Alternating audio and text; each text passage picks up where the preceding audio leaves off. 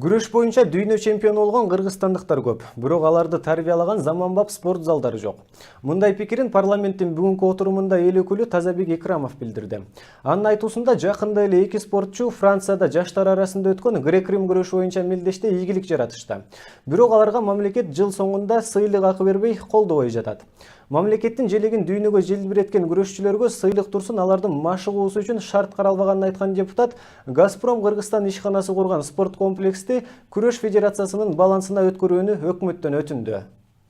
Эң негизги көйгөй мына Олимпиадада медаль алып келип атат, чемпионат мирден медалды алып келип аткан ушу бизден греко-рим эркин күрөш боюнча машыккан биздин күрөшчүлөрдүн заманбап эч кандай спорт залы жок эмдигиче.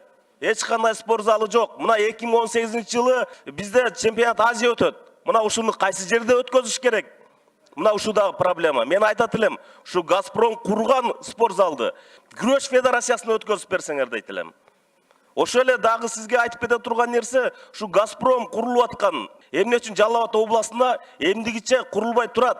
Буну дагы сиз бардыгын ушу эмне үчүн, кандай үчүн, качан курула турган кат жүзүндө мага сөзсүз кайрылып берсеңиздер. Анан үчүнчү маселе мына Изат Артыков боюнча 11 январда соту болот. Бул жигит ал жака барганга дагы билети дагы жогуп отурат экен. Ким жардам берет? Бул жалпы Кыргызстандын намысы үчүн, бул медалды алып калыш үчүн. Ошону дагы бардыгын өзүңүздөр контролго алып бериңиздер.